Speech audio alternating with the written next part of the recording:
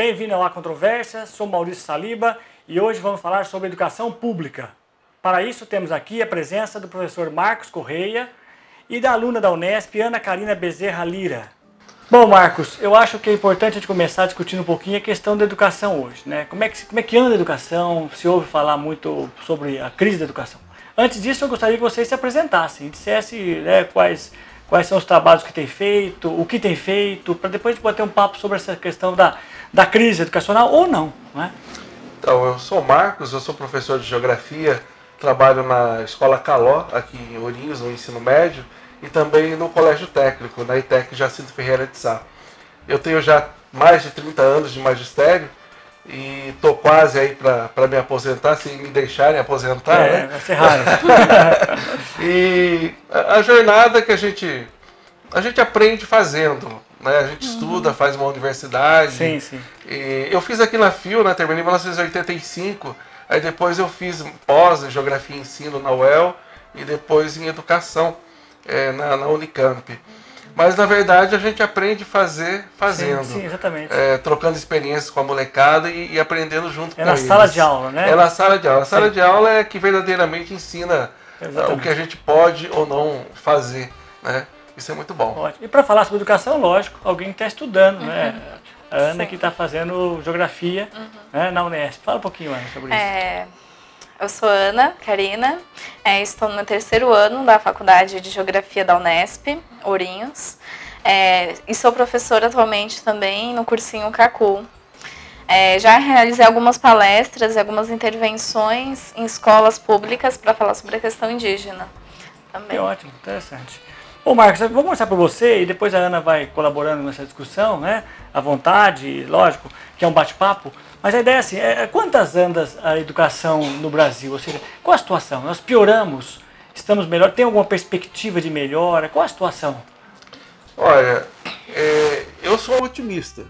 Para ser professor já tem que ser otimista por natureza. Exatamente, para ser professor a gente tem que ser otimista. Sim, sim.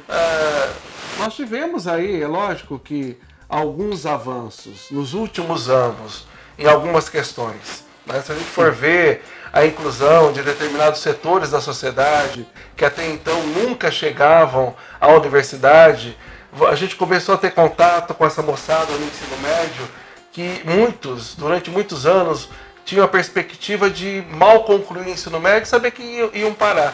Sim, aí a gente começou a perceber, alguns anos, aí não, há a possibilidade de eu avançar nos estudos, porque existem alguns programas sociais que vão facilitar essa inclusão. E infelizmente, aí há cerca de 1 ano, 2 anos atrás, a gente já começou a perceber também o corte, né, nesses programas do governo que usurpou o poder, né? E parece que essa perspectiva de sonho, idealismo da nossa juventude, a gente está vendo morrer também. Quer dizer, o sonho do grau superior, da faculdade, se fazer uma faculdade, tinha ficado um pouco mais a gente presente. Percebe que agora volta a ficar distante. Mais distante. E o ensino médio em si? Quer dizer, a qualidade do ensino médio fundamental das escolas públicas no Brasil. Em São Paulo, basicamente que estamos em São Paulo, qual é a condição, qual é a situação dela, Marcos? Olha, a gente investimento, qualidade, mudanças que estão ocorrendo. A gente percebe que o ensino médio, tal como ele está estruturado, a questão da escola, como ela se estrutura, a gente não defende isso aí também. A gente acha que tem que ter mudança. Sim, lógico, né? lógico. Mas é uma mudança que vem atender os interesses da maioria da população. Entendi. Não mudanças como a gente está vendo acontecer aqui no estado de São Paulo, para atender os interesses privatistas, né? Dos mercenários da educação. A ideia do mercado na educação, né? Exato. Tudo que é público não presta. Isso, né? A escola, queremos fazer isso. vai buscar parceria. Mas parceria com quem? Sim. Né? Mas o que eu vou oferecer? Se você faz parceria, você tem que oferecer alguma coisa. A gente vai oferecer o quê? A nossa liberdade de ensino? Sim. Né? Porque aí o patrão, o mercenário da educação chega na escola e fala, então eu te dei isso, mas a partir de agora você vai ter que trabalhar desse jeito. Quer dizer, transformar a escola num negócio, né? Isso é meio complicado, né? Bastante Parece que é mais ou complicado. menos essa perspectiva que se tem buscado. Esse discurso mercadológico, né, Ana? O que você pode falar sobre isso? Você tem sentido isso? Sim, tem total sentido. Concordo bastante, no sentido de que quando a gente vê que os pobres mesmo, e principalmente, né? Vocês que dão cursinho para carentes, não é isso? Sim. a camada da população, né, que é preta, ela tem muita dificuldade de entrar na universidade, né? Porque vem de escola pública e a escola pública não consegue, né, dar uma educação de qualidade. Então a gente volta a viver como há 15 anos atrás, né? Em que universidade pública não é mais espaço para pobre, né? Entendi. Agora, assim, é uma questão interessante. Não consegue por que será, né? Eu tenho uma ideia, assim, eu sempre discuto isso com meus alunos, tal, que eu digo assim, em pedagogia, lá na UEMP, que é assim, se você pegar um professor na Europa, ele consegue se dedicar somente a uma escola. Ou seja, ele ganha suficiente para viver de uma escola. Né? Então ele se sente pertencente a ela, ele passa o dia na escola, ele tem grupo de pesquisa na escola. Os nossos professores precisam o tempo todo estar em 5 escolas, 4 escolas, para ganhar o suficiente para ter uma vida, né? Não sei nem se decente. Porque você sabe que esse não é um dos problemas, talvez o maior problema, ou seja, o professor ele não tem dentro da escola o reconhecimento necessário para viver dela, para sentir como parte dela, Marcos. Você tocou numa questão que eu acredito que é essencial, que são as condições de trabalho. Sim. Né? Você consegue produzir melhor se você é atendido minimamente no quesito condições de trabalho. Sim. Então vou citar o meu caso, por exemplo. Na escola Caló, eu tenho 16 turmas, uma média de 30, 35 alunos por sala. Que absurdo. Multiplica 16 por 35. No colégio técnico eu tenho 14 turmas. É absurdo. 40 alunos por sala. Lá são 40 alunos por sala. Multiplica isso por 40. Quantos alunos semanalmente eu convivo? Acho que dá mais de 1.000.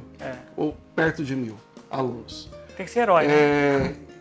Eu acredito naquela educação em que eu conheço o aluno. Sim.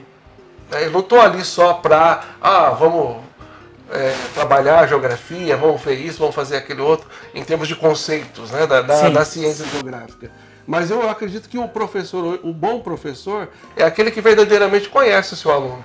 Suas angústias, suas aspirações, suas próprias dificuldades. Primeiro, a geografia no currículo tem só 2 aulas. Isso aí já é terrível, muito pouco. Né? E outra é essa quantidade enorme de turmas que eu sou obrigado a ter. Para sobreviver, para ganhar minimamente algo que dá para eu sobreviver, para minha família, né? Quer dizer, qualquer certa dignidade. Essa é a diferença, talvez, que você muda e acrescenta novos projetos, mas o professor está sempre com muitas turmas, sempre mais de uma escola, nunca se dedica exclusivamente àquela escola. Talvez seja o grande problema que poucos veem, né? O pessoal acha que ter um material novo, uma escola integral, basta isso que vai resolver o problema, né? E aí, às vezes, né, os alunos da Unesp, que às vezes fazem estágio comigo, me ajuda um pouco nessa questão de não ficar só sendo dador de aula. Mas operar de sala de aula. Né? Mas assim, desenvolver alguns projetos, algumas ações que verdadeiramente dão sentido ao ato de ensinar. Porque senão você fica ali só dando aula. Sim, exatamente. Só dando aula. Exatamente. E você, muitas vezes, o que acontece com a boa parte dos professores é não se realizarem. Né? Você falou uma coisa muito interessante, que é a questão da pesquisa nas escolas, né? De grupos de estudo. Essas intervenções, né, que até o PIBID, né, é um programa do governo federal, tinha a intenção de colocar os alunos também, né, para construir a aula. Né? Então é uma troca, né, esse ensinar. Exatamente. Né? No qual o professor, né, orienta, mas os alunos também podem fazer com que o professor aprenda. Quer dizer, então, na verdade, assim, a ideia é essa. Eu acho que falta a presença do professor em sala, menos presença em sala e mais na escola, com projetos, com outros tipos de atividades que podiam, né, que poderiam levar o aluno a se dedicar à pesquisa, a aprender a pesquisar desde o início, coisa que praticamente não existe. Com 16 turmas, como é que você pode pensar em pesquisa e atender alguém, não é? E aí você faz um diagnóstico, você percebe que um determinado aluno está passando por algumas questões na sua vida pessoal e que a escola, você, o grupo de professores, poderiam de alguma forma intervir, né, e ajudar. Você não tem esse espaço na escola, que é o quê? Que é o fato de você não estar só dando aula, mas você poder chamar esse aluno para conversar, você reunir grupos de alunos de interesse. Eu gosto mais de geopolítica, então vamos formar um grupo de estudo aqui de pesquisa para geopolítica. É solos. Então beleza, vamos formar um grupo aqui de estudos que vão estudar solos. Infelizmente, por isso que a gente fala, a gente não defende esse modelo que está aí, não. Porque esse modelo está apodrecido, sim. Mas as mudanças que estão aí vindo são para piorar, não são para transformar a realidade, não. E tem uma outra questão que no próximo bloco vamos comentar e discutir, que é assim, se gasta muito e se gasta mal. Não é? Se joga muito dinheiro na escola, no ensino público, mas se gasta muito mal, né, Marco? Quer dizer, se gasta às vezes com projetos que na outra gestão já não existe mais, se gasta pouco com salários, por mais que ache que gaste, pagam mal para o professor, que justamente tem que ficar migrando de escola para escola, mas gastam muito em outras coisas que muitas vezes não tem nenhum efeito prático. Não é? A gente vai falar disso no próximo bloco, vamos para o intervalo e já voltaremos.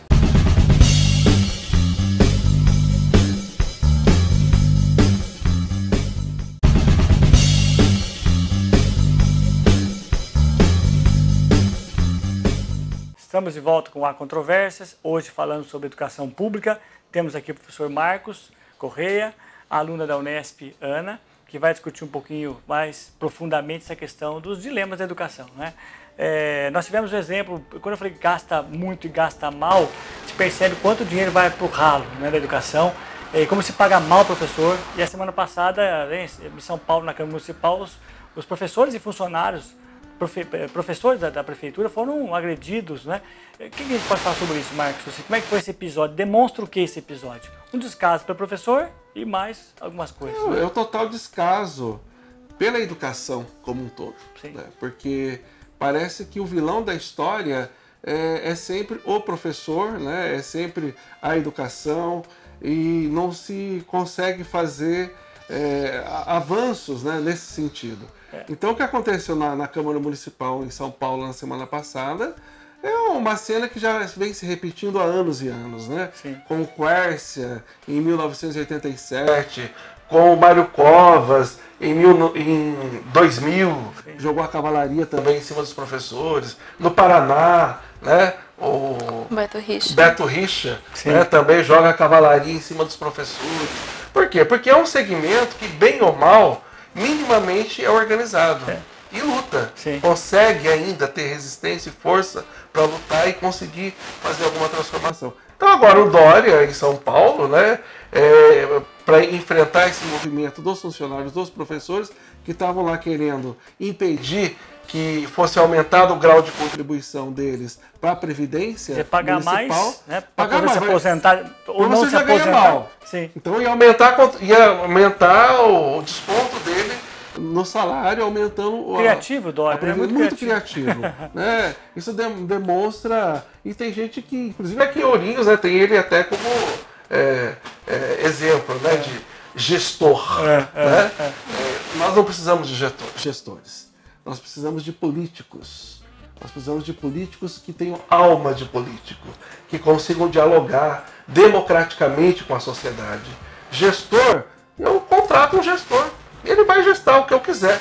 Mas para fazer política pública, nós temos que ter políticos com sensibilidade política. E para a educação mais ainda. Muito, né? mais. Muito mais. Porque a educação transforma as vidas. Sim, né? Sim, exatamente. Ana, quer falar uma coisa sobre isso?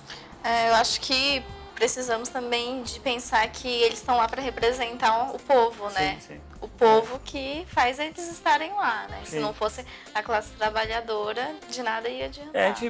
Quem disse isso é um amigo economista que fala: governar é escolher quem perde. Não dá para ganhar todo mundo, mas você escolhe quem perde. Parece que a gente sabe muito bem quem está no governo hoje, que eles escolhem quem perde, né? Quem perde é sempre o professor, quem perde é o trabalhador. Alguns ganham, outros perdem. Né? Você vai escolher. Acho que essa questão do político com sensibilidade é saber o que lado pode perder mais, sim, que lado não pode perder, e por aí vai. Mas vamos falar um pouquinho, o Marcos e Ana, nessa história um pouquinho da educação. Porque se fala muito assim: mas antigamente a educação era boa. Antigamente a educação era para pouquíssimas pessoas. Né? Pouca gente, poucos alunos, somente uma elite, né, selecionada, que o segundo grau fazia um ensino. A Ana talvez não se lembra disso, é lógico. Eu também não participei desse processo, que o segundo grau tinha que ter um vestibular para que se pudesse fazer. Então pouca gente fazia o segundo grau, e o ensino médio, no caso, era para pouquíssimas pessoas. E é lógico, o ensino era, entre aspas, de qualidade. Uma qualidade meio de erudição, né? Sem profundidade política, filosófica, meio que saber capitais, meio que saber tabuada, nada profundo, nada crítico, exatamente superficial. Mas era para poucos, o salário era bom. Como se democratizou a educação, aumentou o público, sim, o salário ficou alto para pagar para muito professor, E de lá para cá nós temos cortes e mais cortes, e achatamento e tudo mais. É isso a história? É isso. O resumo aí da educação no Brasil é mais ou menos esse. Você democratizou o acesso. Sim. Lá na década de 70, a gente tem aqui em Ourinhos várias escolas construídas na década de 70, o Caló, outras escolas aí das imediações, construiu escola por quê? Porque estava democratizando o acesso. Então muita gente começou a estudar. Ao mesmo tempo que democratizou o acesso, começaram os cortes. Então você tem mais gente estudando, você tem que contratar mais professor, tem que fazer mais manutenção, mas aí começam a diminuir os cortes nas verbas. E aí o sucateamento. Né? Então foi mais ou menos isso que aconteceu. Você dá aula para uma clientela, para um povo, para os alunos que são mais ou menos iguais em termos de nível socioeconômico, é uma coisa. Sim, né? É lógico. Agora, você dá aula numa escola pública que tem lá aquele que tem acesso à internet, aquele que não tem nem mesa para comer em casa. Está lá na mesma escola. Sim. Né? Porque a escola, quando democratiza o acesso, ela é para todos. Trata todos iguais. Então você dá aula numa escola. Eu dou aula numa escola onde boa parte dos alunos são oriundos de classe média baixa. Então o rendimento é um. Mas não é porque eles são melhores que os outros. Mas é porque eles tiveram mais oportunidade. Né? E aquela coisa da base, né? Ou seja, eu sempre digo, para estudar, para poder render, você tem que ter uma casa para voltar, que tenha uma estrutura mínima, que te receba, você tem a garantia que amanhã você vai comer, você tem que lutar pela sobrevivência todo dia. E temos alunos, né? Você dá aula para o cursinho, Ana, sabe disso, alunos que não sabem como é que vão sobreviver, com problemas em casa, não tem aquele silêncio necessário, sabe, um lugar apropriado para estudar, uma família que valoriza o estudo. Eu acho que isso pesa muito, lógico, né, nesse desempenho escolar, não é isso, Ana? Com certeza. No cursinho você recebe muitas pessoas carentes, né? Sim, não só de Ourinhos, mas também da região, né, Sim. em volta. E são estudantes que não sabiam nenhum básico, né, de história, por exemplo, de matemática, né, e inclusive estão tendo que lidar com outras cobranças, né, nessa idade, né, que é de trabalhar. Exatamente. Então muitos, né, pegam noturno, né, para estudar. E aí é difícil lidar com essa dupla jornada, né, de estudar e trabalhar, ter que ajudar a família, né, muitos acabam não ficando até o final, Desistem, né? E o vestibular, ele cobra, né, um conteúdo que é muito grosso, muito embasado, no qual a escola pública não oferece. Então é muito difícil de se aprender em um ano, né? Sim. Sabe que na Europa, assim, o que eles não entendem é como é que nós temos aula à noite. Como é que se estuda à noite? Eles não entendem isso, quase nenhum país da Europa. Acham muito estranho, porque ninguém estuda à noite. Né? Ou seja, aqui nós temos trabalhadores que estudam, não estudantes que trabalham. Para muitos deles, a prioridade é trabalhar e não estudar. Se eu perco o emprego, automaticamente eu saio da escola, saio da faculdade, eu abandono tudo. Não é? Exatamente. Eu acho que essa é uma condição que mostra bem essa ideia de meritocracia um pouco... como algo difícil de se concretizar. Em Ourinhos teve a discussão recente, né, da questão da Guarda Mirim, né, que os alunos que estudam à noite são alunos que frequentam a Guarda Mirim, né, ficam aí expostos na rua, no sol, a todo e qualquer tipo de serviço, frio, né, chuva, frio, assédios, violência, né, e vão estudar à noite. Chegam na escola à noite, estão lá mortos de cansado, arrebentados. Alguns dormem, né? E aí a questão da indisciplina, tal, que aumenta também. Lógico. Porque eu trabalhei já o dia inteiro e agora eu tenho que ficar aqui, tô cansado. São 4, 5 Cochilei horas. na carteira, o professor ficou bravo. Ficou bravo, me chamou a atenção, né? Então, quer dizer, além beleza. de, às vezes, o cara acha que o indivíduo está estudando e acha que a escola não vai levar a lugar nenhum. Isso, exatamente. Não tem perspectiva. Né? Né? Então, o que tinha que acontecer? Realmente, acabar o ensino noturno. Tinha que estar todo mundo estudando na idade certa e estudar o ensino médio manhã e tarde, até o ensino médio. E não tem escola no período noturno. Ah, mas essas crianças precisam do que ganham na Guarda Mirim. Então, ventilou-se aqui, nem sei em que pé está isso, né? Ah, agora é uma empresa que vai cuidar disso, que vai cobrar, vai pôr parquímetro. Então pega todo esse dinheiro e transforma numa bolsa para assistir essas crianças que dependem disso, 400, 500 reais por mês, por orçamento da família delas, mas que elas estejam na escola e estudem com qualidade. A gente tem que discriminar positivamente. Positivamente. Não discriminar para piorar, mas positivamente. É ofertar uma situação, todo mundo aprende. Ninguém é burro, todo mundo tem a mesma capacidade. Todo mundo tem o direito e tem a mesma capacidade de aprender. Sim. O que falta é o quê? São oportunidades. Se a gente vive numa sociedade capitalista, desigual, desumana, que a luta de classe está presente aí cotidianamente no nosso dia a dia. Enquanto não houver uma grande transformação social, o que a gente vai esperar que a revolução chegue para que essas crianças aí tenham condições de aprender? Não. Nós temos condições de, mesmo nessa situação aí, tentar fazer com que a escola minimamente atenda o direito que cada um tem de aprender, de estudar e de ser um ser humano melhor. Assim, eu acho que, além disso, essa ideia de meritocracia é uma ideia que os pune, né? Aparentemente, aqueles que não conseguiram, não chegaram até a universidade ou não se formaram, tá aí a Ana cursando geografia aqui e sabe, tem muito caso de alguns que estudam aqui na Unesp com muita dificuldade, e ainda bem que há um curso, né, como esse de qualidade gratuito, não é, Ana? Então, essa questão da universidade, eu vejo que ela está sob um ataque muito grande nesse contexto que a gente vive nos 2 últimos anos. Querem atacar ela de uma maneira bem gigantesca, sim, a ponto de cada vez mais, né, deixar ela ineficiente, deixar com que os filhos dos trabalhadores que estão lá tenham que voltar para suas casas, né, que nem acontece aqui em Ourinhos, que muito voltam para suas casas de origem, até chegar ao ponto de ver e falar, nossa, o Estado, né, o governo de São Paulo, o governo federal, não consegue dar conta dessas universidades, sim, então quem vai conseguir vai ser as empresas privadas. Vamos privatizar, vamos fechar. O que eu acho que é um grande equívoco, um engano, né? Se a gente for ver a eficiência dessas empresas privadas, a gente vê que elas não estão interessadas na população, elas estão interessadas em gerar lucro, sim, né? Lógico. Exemplo disso, a Samarco, né, que fez com Minas Gerais, sim, sim, outras empresas de mineração que poluem os rios, né, e o meio ambiente. Ou então até jogam entulho, né, e causa grande transtorno para a população, né, vizinha. Então são vários exemplos que a gente vê que as empresas privadas não estão interessadas na educação, na educação, sim, e nas pessoas, né, que precisam de educação. Sim. Então eu acho que é muito perigoso pensar no momento que a gente está e ver que, por exemplo, a UERJ, né, que é a Universidade Estadual do Rio, sim, de Janeiro, determinou o ano letivo. Sim, por conta, né, de questões financeiras, né? Sim. Condições mínimas para se sim, de limpeza, aula, né? Segurança, né? Eu acho que em muito pouco tempo, talvez outras universidades vão entrar nesse mesmo abismo, né, de terminar o ano letivo. Antes da hora. Tá.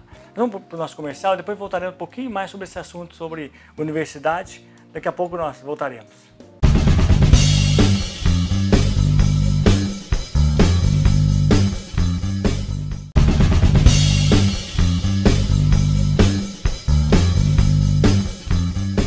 Estamos de volta com A Controvérsia, hoje discutindo a educação pública com o professor Marcos Correia e a aluna da Unesp, Ana Carina.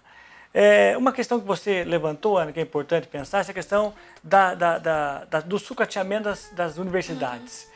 Parece que é meio que de forma intencional isso. E há um falso discurso na sociedade de que faculdade pública é para rico. Depende. Você está na Unesp aqui. Eu acho que alguns cursos, sim, são destinados a quem tem mais condição financeira, a quem faz escola, quem faz ensino médio privado. Mas os demais cursos, geografia, pedagogia na Unesp, história onde eu fiz na Unesp, a maioria são pessoas pobres. Como é que é o perfil lá aqui da Unesp de Ourinhos, em geografia? Então, exatamente. A diferença ela é discrepante, né, de um curso para o outro. Por exemplo, na mesma universidade você vê perfis muito distintos, né? Sim. Quem é das ciências humanas, né, como geografia e história, geralmente consegue passar com mais facilidade no vestibular, até mesmo, certo, pela nota de corte. Né? E essa nota de corte no vestibular, ela aumenta para os cursos de medicina, de engenharia. A concorrência é maior, muito maior. Sim, muito maior também. Sim. E aí sim essa elite preparada na escola privada, sim, com tempo para estudar, exatamente, com essa cabeça tranquila, né, Marcos? Nós comentamos agora há pouco, sem ter preocupação na vida, não ser só estudar. Tem muito mais fácil. Lógico, que eu acho que você passar num curso como esse, que você conseguir chegar, sei lá, né, a ser professor, a se formar como você está se formando, é uma junção entre, sabe, esforço e também privilégio. Acho que não é só esforço e nem só privilégio. Muitas vezes você percebe a pessoa muito esforçada, mas sem condições nenhuma, porque não teve privilégio nenhum na vida e, portanto, não vai atingir esse patamar, não é? Não vai conseguir permanecer nessa Nem universidade, permanecer, né? Que está precarizada, né? Sucateada, né? Quando a gente vê as equipes de limpeza, né? Que são poucos os funcionários, Sim. tendo que se sobrecarregar, né? Isso em várias unidades. Eu acho que uma fala muito intrigante, né? Que foi ano passado, foi a fala da Maria Helena, ela é executiva da Secretaria do MEC, né? Certo. Quando ela colocou que a nota de folha do pagamento está aumentando, então não terá outro jeito, terá que cobrar as mensalidades nas universidades, né? Ela coloca que as universidades, elas são como as empresas, elas precisam gerar lucro, né? Então, se essa folha de pagamento está aumentando no país, né, a gente não pode mais ter que sustentar essas universidades públicas, né? Sim. Então coloca como se fosse algo que é um desperdício, só que não é, né? As universidades, ela é uma produção de um conhecimento, produção de ciência e tecnologia, né? É onde também se forma educadores, se forma profissionais competentes para várias áreas da sociedade. E áreas, às vezes, que a iniciativa privada não interessa. Às vezes, faculdade, por exemplo, não tem interesse em abrir cursos que não tem procura econômica. Então, se eu não tiver pelo menos tantos alunos na sala que paguem uma quantia, eu não abro geografia na escola particular. Mas é obrigação do Estado fazer isso, senão nós não teremos geógrafos, não é? Entre outros cursos. Não é isso, Marcos? Você vê nas faculdades aqui mesmo de Ourinhos, né? As que continuam com curso de geografia, história, biologia. Quantas ainda permanecem? Privadas. Turismo, desapareceu. Não tem profissional, daqui a pouco não teremos profissional na área. Então, se for para deixar na mão do mercado, acaba. Filosofia? Qual faculdade privada, fora um grande centro como São Paulo, talvez, uma ou outra privada, mas no interior, qual faculdade privada oferece filosofia? O que a gente precisa fazer é inverter, né, essa situação. Porque o que você tem? Você tem os filhos dos trabalhadores, que estudam até o ensino médio, aqueles que ainda conseguem chegar até o ensino médio, né? Nas escolas públicas, sucateadas, né? E você tem os filhos da classe média alta, da alta burguesia, que vão estudar nos colégios privados, pagando aí mensalidade de R$2.000, R$3.000. Exatamente. Né? E aí você depois inverte, porque se você não tem as cotas, pelo vestibular, quem vai estudar na universidade pública? Aí você inverte. Aí os filhos dos trabalhadores vão para as universidades privadas. E a burguesia, os filhos da classe média alta, vão para as universidades públicas. Não é? Isso é justo? Sim. Eu não estou dizendo que tem que privatizar também, não. Que tem que cobrar mensalidade de aluno da universidade pública. Porque ele é rico, então ele pode pagar. Não é isso. Não é isso que nós estamos defendendo, não. Nós estamos defendendo que realmente a universidade seja pública e voltada para todos da sociedade. Que todos possam ter acesso. E nas escolas, e aproveitando, nas escolas privadas também, nessas escolas de ensino médio, privada, o aluno também tem esse desempenho todo, não é somente porque lá o ensino é melhor, porque o professor é melhor, mas também por conta da sua condição de vida. Da sua origem. Da sua origem. Pais que podem ajudá-los, livros que têm acesso, bibliotecas em casa. É muito diferente. Bagagem cultural. É muito diferente você acordar cedo para ir trabalhar na Guarda Mirim o dia inteiro e depois estudar à noite, do que acordar cedo para o curso de inglês, para o curso de informática, para o curso de natação. É muito diferente. Com apoio total em casa, um ar-condicionado. Chega, o almoço está pronto. Sim, vamos estudar mais tarde. Vou estudar. Seu quarto está lá. Silêncio. Tem silêncio para isso. E outra coisa que é bom tocar nesse ponto, também os pais que vão nas escolas privadas para escolher as escolas dos seus filhos, olham tudo menos qualidade do professor. Olha se o banheiro é bonito, olha se o material de apoio. Aparentemente, assim, o material é tão bom que qualquer professor dá aula. O verniz está bonito? O verniz está bonito. Então, tá ótimo. Sim. A verdade é que as universidades públicas, a educação pública, ela não cabe nesse contexto desse governo, né? A gente não elegeu falar mais ele. sobre isso. O governo Temer, ele não está a fim de dar educação para as pessoas. E aí isso se recai sobre também outros projetos, né? Do governo estadual, do PSDB.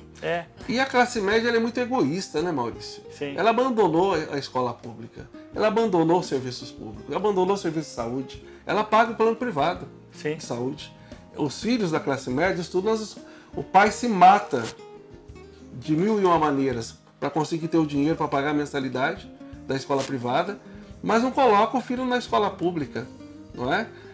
Então a classe média, desse egoísmo todo que ela tem aí, de querer muitas vezes os direitos só para elas, né? Milton Santos falava isso. A classe média, ela não defende direitos, não quer direitos, ela quer privilégios. Né? E a gente percebe muito isso. Né? O meu filho estuda em escola privada, porque ele tem que ter o melhor. E ele não vai jamais, não já se viu, estudar naquela escola lá. Né? E ao abandonar a escola pública, ajudou o sucateamento ainda maior dessa escola. Sim. Porque a classe média, ela é aquele segmento da sociedade que teria mais condições, pela própria formação que tem, de cobrar mais. Sim. E fazer com que a escola fosse boa para todo mundo. Porque a classe média é classe média, inclusive, por causa do estudo. Sim. É classe média até porque são profissionais liberais que estudaram, professores, dentistas, né, médicos. A nossa escola só vai ser boa quando o filho do juiz estudar do lado da carteira dele, ter o filho daquele que coleta o lixo da casa dele. Aí a escola vai ser boa, porque aí as oportunidades serão ali ofertadas para todo mundo. Sim. E aproveitando, o Marcos e Ana, assim, depois do impeachment, depois do golpe, quer dizer, o afastamento da presidente e o governo Temer, as mudanças, as propostas, essa não é uma proposta de ensino. O que você pode falar sobre isso? O que está por trás disso e o que vai acontecer com o ensino? Vai melhorar? Vai piorar? Tem algo bom nisso? Tem algo ruim? Como é que funciona isso? Como é que você vê isso? Olha, é muito difícil a gente até opinar sobre isso, Sim. porque nós não sabemos. Isso não foi discutido, não foi debatido. Então já começa ruim por aí, né? Então quando um segmento que seria o mais interessado, os professores, a comunidade envolvida, a discutir essa proposta. É aquilo que eu falei no começo, nós não defendemos o que está aí. Sim, sim. A gente sabe que não está bom, Exatamente. Tem que ter mudança. Mas o que a gente sabe que o que está vindo por aí, dentro dessa ideia de vamos mudar, vai ser diferente e tudo mais, né? Nós sabemos que o que está vindo aí também não é bom. Vai excluir mais. Você acha que sim? Vai excluir mais? Vai excluir mais, infelizmente vai excluir mais. Porque aqui o ensino médio, ele vai ter o quê? Você vai poder escolher como se fosse módulos. Uma determinada área. Montar uma... Né? Uma cidade mesmo como Ourinhos. Sim. Ela vai ter polos onde o aluno vai poder escolher, eu quero humanas, eu quero exatas, ela vai poder ofertar, até mesmo aqui o Ourinhos vai ter dificuldade de ofertar isso. Uma cidade como Ribeirão do Sul, só tem uma escola. Sim. E o aluno lá de Ribeirão do Sul, ele quer fazer humanas, mas lá exatas. Exatas. E aí? Ele vem para Ourinhos? Como é que vai ser? Sim, porque se não tiver condições, vai ter que fazer aquilo que não tem vontade, ou não fazer, ou abandona. Sim. E sinceramente a gente sabe que quando a gente é jovem, a gente não sabe muito bem qual linha a gente quer seguir, né, de conhecimento. Sim. E pegando todos esses conhecimentos da área de humanas, da área de exatas, da área de biológicas, todos eles são importantes para a nossa vida. Lógico. Né? E a gente vai ver isso mais para frente, né? Dúvidas cotidianas, elas vão se debruçar muito nessas disciplinas. Com 16, 15 anos de idade, 14 anos, como é que eu posso decidir se eu quero humanas, ou se eu quero biológicas, ou se eu quero exatas? Como é que é possível fazer isso? Com 15, 14 anos, que eu acho que começa esse processo, Sim, né? Talvez até antes do ensino médio, né? Ótimo. Bom, infelizmente o nosso tempo é muito rápido, tem muita coisa ainda, tem ficha aqui com várias questões, mas não vai ser possível. Mas assim, eu gostaria que vocês falassem alguma coisa que vocês querem, né, transmitir, né? Ou seja, o que vocês acham que ficou faltando, que vale a pena ser falado. Começando pela Ana. Eu acho que a gente como estudantes, né, como futuros professores, né, filhos, né, da classe trabalhadora, né, eu acho que a gente precisa buscar unidade nas universidades, a gente precisa defender ela incondicionalmente, a defesa da universidade pública, gratuita e laica, né, que ela seja voltada para uma função social, né, devolva o que a sociedade, né, pagou com os impostos, né, de uma outra maneira, né. E para além, eu acho que é essencial que a gente repense muito na estrutura do nosso Congresso Nacional, né, com uma Assembleia Constituinte, né, que seria eleita pela participação do povo, né, por um plebiscito popular, né, que fosse eleger representantes, no qual realmente, né, a população se identificasse, né, de todas as camadas, os índios, os indígenas, as comunidades LGBTs, né, e, enfim, toda essa classe trabalhadora que não é representada no Congresso. Ótimo, Nacional. ótimo. Perfeito. Muito obrigado, Joana, pela presença. Marcos. Eu agradeço, Maurício, o convite, né? Para estar um prazer aqui. Bater Muito um papo obrigado a gente ter esse espaço para discutir essas ideias. Essa é a ideia. A nossa sociedade, infelizmente, está tão carente de momentos como esse, né? de reflexão sobre a nossa realidade. Eu queria dizer que continue sonhando, sejam utópicos. O sonho é aquilo que faz com que a gente tenha o desejo e a vontade de lutar. Menos rede social e mais rua. Nós precisamos de gente na rua. Vai para o seu sindicato, vai para a sua escola, vai para o seu grêmio estudantil, né? Vai para o centro acadêmico da sua universidade, vai para a associação de moradores de rua. Nós temos que construir a resistência contra o desmonte da coisa pública. Nós estamos sendo... Aquele discurso de que, olha, o governo que estava aqui antes era ladrão, agora é que a rataiada tomou conta, né?